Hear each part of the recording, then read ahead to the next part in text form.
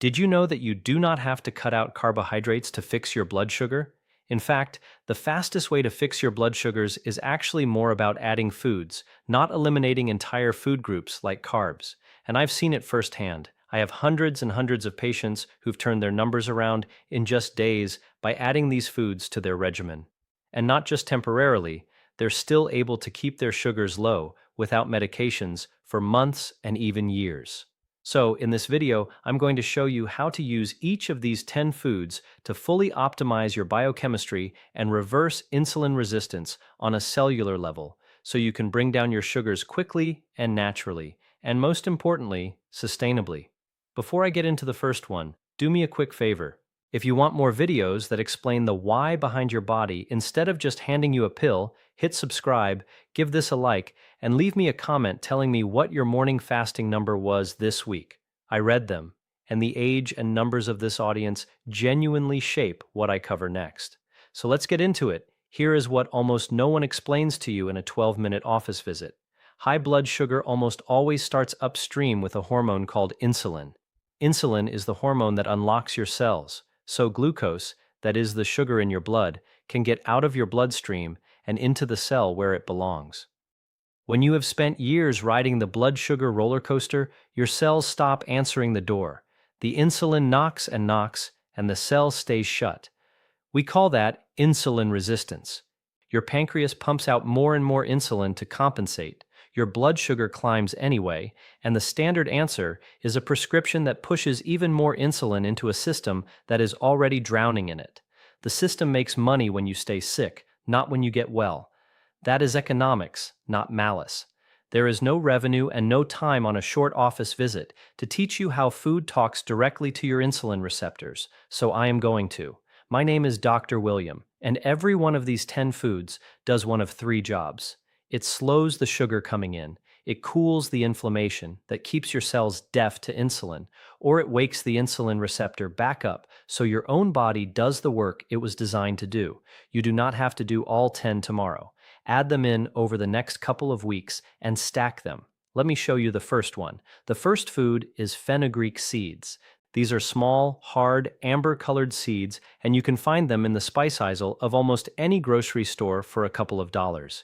If you ignore this one because it sounds exotic, you are walking past one of the most powerful blood sugar tools on the shelf, and it costs less than your coffee. Here's what fenugreek does inside you. The seed is packed with a soluble fiber called galactomannan. When it hits the water in your stomach, it swells into a thick gel, and that gel physically slows how fast your stomach empties carbohydrates into your small intestine. Slower emptying means the sugar trickles into your blood instead of flooding it. No flood, no giant spike, no panic dump of insulin. On top of that, fenugreek carries an amino acid that nudges your pancreas to release insulin more efficiently and helps your muscle cells take up glucose. In my own practice, I have watched fasting numbers come down within a week or two on this alone. To use it, take 1 teaspoon of the whole seeds and soak them in a glass of water overnight. In the morning, drink the water and eat the softened seeds before breakfast. If the slightly bitter taste is too much, grind them and stir a half teaspoon into yogurt or sprinkle it over your eggs. Start low. This fiber is strong and your gut needs a few days to adjust. Number 2 is cinnamon, and you almost certainly already have it in your cupboard, but the kind you have matters, and most people grab the wrong one. The common grocery cinnamon is cassia, and it carries a compound called coumarin that is hard on the liver in large daily doses. The one you want is Ceylon cinnamon, sometimes labeled true cinnamon. It is milder, it is safer to take every day, and it is the one I tell my own patients to buy. What makes cinnamon work is a group of polyphenols. Those are natural plant compounds that behave almost like insulin themselves.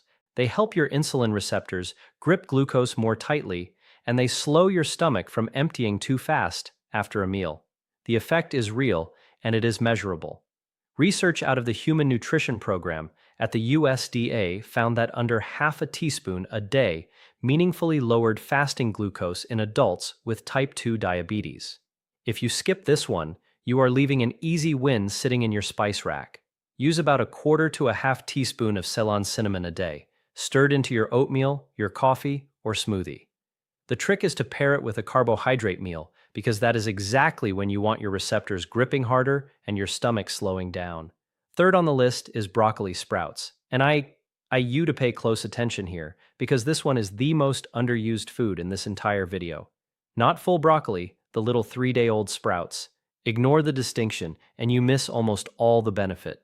Broccoli sprouts are loaded with a compound called sulforaphane, and the sprouts contain somewhere between 50 and 100 times more of it than a head of mature broccoli. Sulforaphane does something none of the other foods on this list do quite as directly. It goes to your liver and quiets down the overnight glucose factory.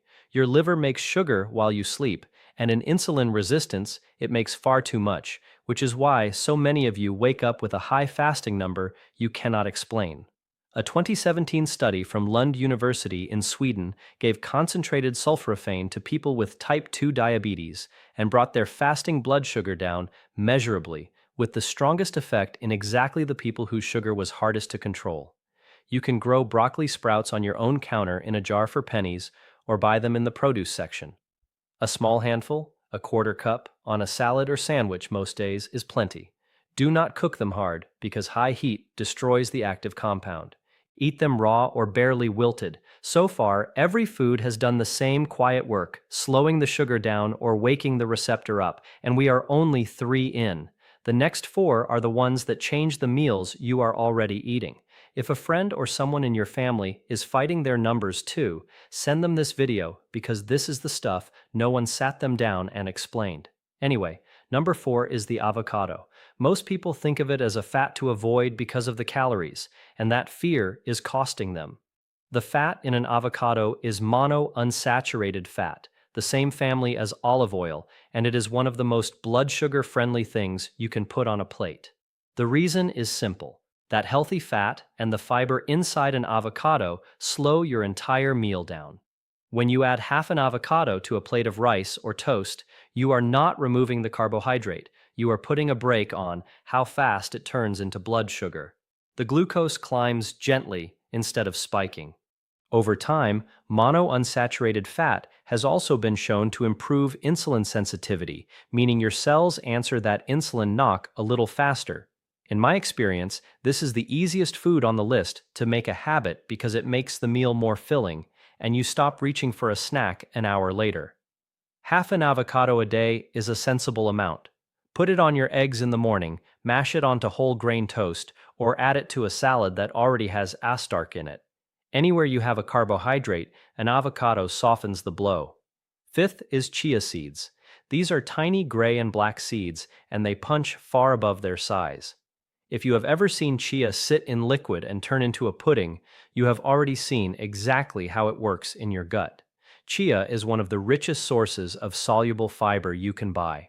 When it meets the water in your stomach, it forms that same thick gel we talked about with fenugreek, and that gel wraps around the carbohydrates in your meal and slows their absorption to a crawl.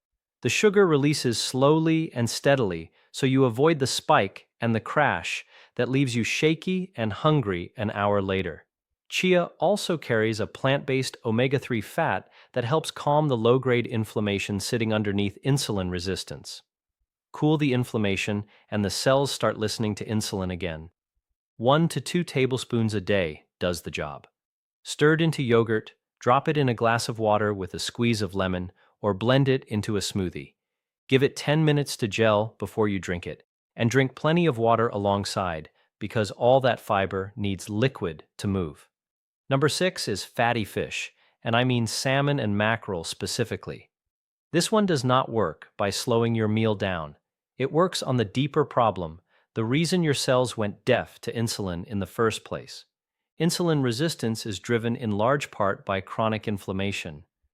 When your body is quietly inflamed year after year, that inflammation physically interferes with the insulin signal at the surface of the cell. Salmon and mackerel are loaded with 2 omega-3 fats, EPA and DHA, and these are among the most powerful natural anti-inflammatory compounds we know of. They lower the inflammatory signals, the cell membrane gets healthier, and the insulin receptor starts working the way it is supposed to. In my 15 years of practice, the patients who eat fatty fish twice a week consistently have calmer, more stable numbers and better blood pressure to go with it. Aim for 2 servings a week, about the size of your palm each. Wild salmon, mackerel, sardines, and herring are all excellent. Bake it, grill it, or buy it canned if that is easier on your budget. Canned mackerel and sardines are some of the cheapest, most powerful foods in this entire video. Seventh on the list is walnuts. Of all the nuts, this is the one I point my patients toward first because of what it does for the lining of your blood vessels and for your insulin at the same time. Walnuts are rich in polyunsaturated fat and the same plant omega-3 found in chia. That fat improves the function of your endothelium, the thin lining inside your blood vessels, which is one of the first things high blood sugar damages. At the same time, the fat, fiber, and protein in walnuts blunt the rise in blood sugar after a meal and have been shown to lower fasting insulin, which is the number underneath your blood sugar that tells you how hard your pancreas is straining. Eat a small handful as a snack instead of crackers or a cookie, and you have taken a sugar spike and turned it into a flat line. A small handful is about a quarter cup or 7 to 10 whole walnuts. Keep them raw or dry roasted, not the candied or honey-coated kind. Use them to replace a processed snack, not to add on top of one. Number 8 is eggs, whole eggs, yolk included. For years, people were told the yolk was the enemy, and that bad advice pushed folks towards sugary breakfast cereals that were far worse for their blood sugar. Let me set that straight. A whole egg is almost pure protein and fat, with virtually no carbohydrate, which means on its own, it barely moves your blood sugar at all. But the real magic is what doctors call the second meal effect. When you start your day with eggs instead of toast or cereal, you steady your blood sugar not just at breakfast, but all the way through to lunch. You walk into your next meal with calmer numbers and a smaller spike. The protein and fat also keep you full, so the mid-morning cravings that send you toward the cookie jar quietly disappear. In my practice, swapping a cereal breakfast for 2 or 3 eggs is one of the single fastest changes I see on a morning glucose reading. 2 or 3 whole eggs in the morning is a solid target for most people. Scramble them, boil them ahead for the week, or fold in some spinach. Put that avocado from earlier right on top, and you have built a near-perfect blood sugar breakfast. Number 9 is apple cider vinegar, and this is the one with the fastest visible effect on a glucose meter of anything on this list. If you have a meter at home, you can watch this one work tonight. The active ingredient is acetic acid. It does 2 things at once. It slows your stomach from emptying, so the carbohydrates in your meal arrive in your bloodstream gradually, and it helps your muscles pull glucose out of your blood and use it for fuel. The research here is strong. Work led by Dr. Carol Johnston at Arizona State University found that a tablespoon of vinegar before a carbohydrate meal lowered the after-meal blood sugar spike by roughly 20% in people with insulin resistance. Thatis, a drug-sized effect from something that costs a few dollars a bottle. Take 1 tablespoon, and this matters, diluted in a full glass of water 10 to 15 minutes before a meal that has carbohydrates in it. Always dilute it, never drink it straight, because the acid is hard on tooth enamel and the throat. And if you take any medication for blood sugar already, talk to your doctor first, because vinegar plus that medication can push your sugar down faster than you expect. The 10th food is lentils, and this one proves the whole point of this video. Lentils are a carbohydrate, and they will lower your blood sugar. Here's how that works. Lentils are built from a slow carbohydrate called resistant starch wrapped in soluble fiber and a healthy dose of plant protein. That combination means the glucose inside the lentil is released into your blood slowly and steadily over hours instead of all at once. They actually carry the second meal effect too. So, a bowl of lentil soup at lunch gives you steadier sugar into the evening. Clinically, swapping white rice or white potato for lentils a few times a week is one of the most reliable ways I know to bring down an A1C, which is your 3-month average blood sugar. Aim for a half a cup to a cup of cooked lentils a few times a week. Use them in a soup, a stew, or a cold salad with that olive oil and a splash of the vinegar we just covered. They are filling, they are cheap, and they stretch a meal further than almost anything else. Let me tell you about someone I will call Donna. 63 years old, recently retired, came to me frightened because her fasting sugar was sitting around 180, and her doctor had just told her it was time to add a second medication.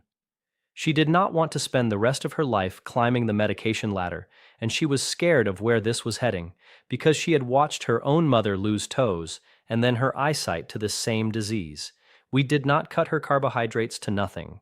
We added eggs and avocado in the morning instead of cereal, a tablespoon of vinegar before her bigger meals, lentils swapped in for the white rice, walnuts instead of the afternoon cookie, fatty fish twice a week, cinnamon in her coffee, and broccoli sprouts on her sandwich at lunch.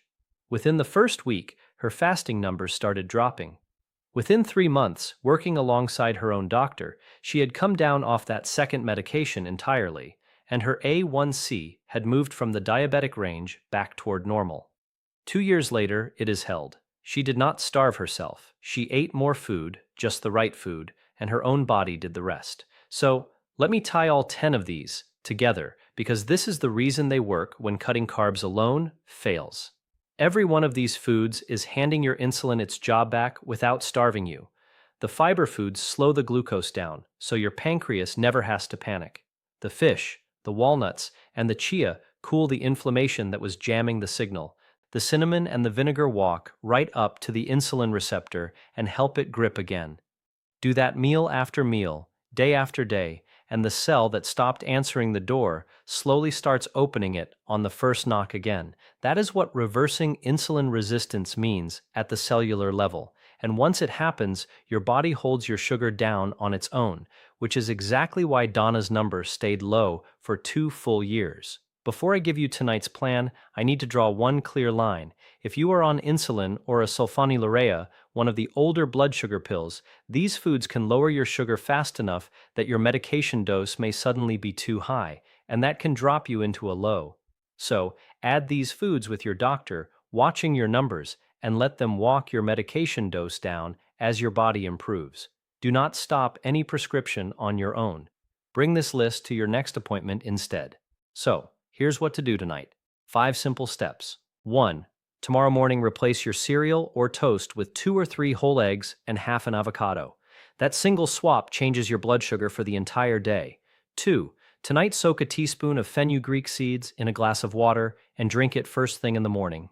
3. Buy Ceylon cinnamon, not cassia, and start a quarter teaspoon a day in your coffee or oatmeal. 4. Before your biggest carbohydrate meal tomorrow, take 1 tablespoon of apple cider vinegar in a full glass of water 15 minutes ahead. 5. This week, swap white rice or white potato for lentils at least twice and put fatty fish on the menu 2 nights. Stack these in over the next 2 weeks. You are not removing the foods you love. You are adding the foods that protect you. Now, everything we did today brings your sugar down during the day and after your meals. But a huge number of you have told me the same strange thing, that your highest reading of the whole day is first thing in the morning before you have eaten a single bite. You fasted all night and your sugar went up anyway. There is a specific reason your liver does that while you sleep, and there is a way to shut it down. I made a video that explains exactly what is happening overnight and how to wake up to a lower number. I will put it right here on the screen. Go watch that one next, and I will see you there. Dr. William.